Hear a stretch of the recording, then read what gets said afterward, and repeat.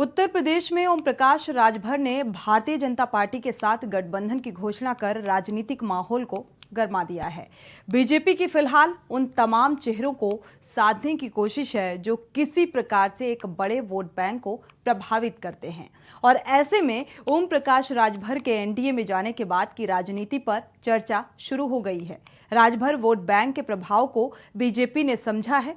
BJP ने इसी रणनीति पर अब काम तेज कर दिया है। राजभर के बीजेपी के साथ जुड़ने से करीब 16 लोकसभा सीटों पर बीजेपी की स्थिति मजबूत होने की उम्मीद की जा रही है।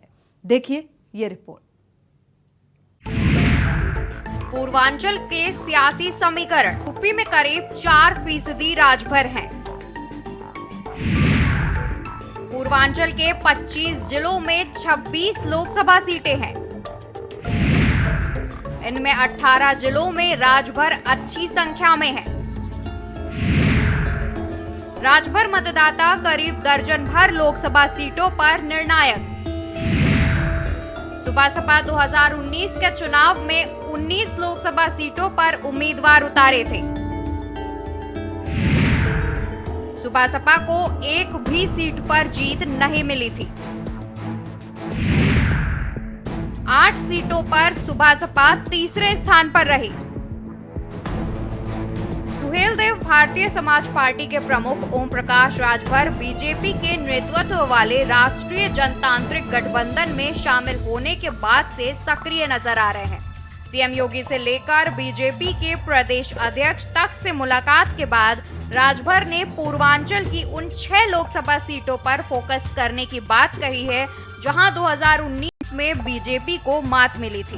उन्होंने कहा कि हमारा प्लान पूर्वांचल में अपने चुनाव अभियान का आगाज उन्हीं सीटों से करने का है जहां पिछली बार बीजेपी हार गई थी। आजमगढ़ जिले के लालगंज लोकसभा क्षेत्र में प्रधानमंत्री नरेंद्र मोदी की जनसभा कराने का प्लान है। सीएम योगी को इसके लिए प्रस्ताव दिया गया है। बता दें कि ओम प्रकाश राजभर ने कहा है कि बीजेपी प्रदेश अध्यक्ष के जरिए भी प्रस्ताव जेपी नड्डा को भेजा गया है। उनके इस बयान से संकेत साफ हैं। बीजेपी और सुबसपा को गठबंधन का पूरा फोकस पूर्वांचल की उन सीटों पर है जहां पिछली बार बीजेपी हार गई थी। पूर्वांचल में बीजेपी की शिकस्त ने ही राजभर की एनडीए में वापसी का आधार तय किया था। राजभर ने भी लखनऊ से बलिया तक एक कर दिया है। आज सुहेलदेव भारतीय समाज पार्टी ओम प्रकाश राजभर आज एनडीए में हम शामिल हुए हैं।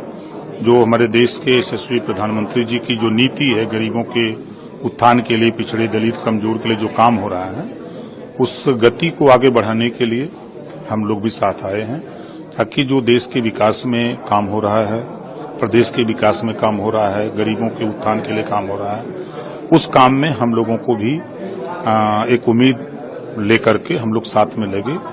आज से हम लोग एनडीए में शामिल हुए और एनडीए की बैठक में सब लोगों ने सर्वसम्मत से ये निर्णय लिया कि आगामी 2024 के चुनाव में माननीय नरेंद्र मोदी जी को देश का प्रधानमंत्री बनाने का काम हम सब लोग मिलकर के, गरीब, कमजोर, पिछड़े, दलित, अल्पसंख्यक सब लोग मिलकर के करें। सुबसपा के 19 उम्मीदवारों को कुल मिलाकर 3 लाख से भी कम वोट मिले थे। ये आंकड़ा बताता है कि सुबसपा अकेले दम जीतने की स्थिति में नहीं है, लेकिन उसका वोट बैंक अगर बीजेपी जैसी पार्टी के साथ चला जाए तो जीत की राह आसान हो सकती है। राजभर का वोट बैंक भी बसपा की तरह समर्पित रहा है। ऐसे में बीजेपी को लगता है कि उसके वोट में राजभर वोट भी जुड़ जाए तो पूर्वांचल का किला फतह किया जा सकता है। बीजेपी ने 2024 के चुनाव में सभी 80 की 80 सीटें जीतने का लक्ष्य रखा है। 80 में से 26 सीटें पूर्वांचल से आती हैं। प्रधानमंत्री नरेंद्र मोदी का निर्वाचन क्षेत्र वाराणसी हो या सीएम योगी की कर्मभूमि गोरखपुर, ये इलाके भी पूर्वांचल में ही आते हैं। ऐसे में बीजेपी नेताओं को लगता है कि पार्टी अगर पूर्वांचल में कमजोर पड़ी तो पूरे प्रदेश में बेहतर प्रदर्शन की स्थिति में भी विपक्ष को नेगेटिव नैरेटिव सेट करने का मौका मिल जाएगा। यही वजह है कि पार्टी पूर्वांचल के चुनावी लड़ाई में इस बार कहीं से भी कोई कसर नहीं छोड़ना चाहती। स्पेशल डेस्क के न्यूज इंडिया।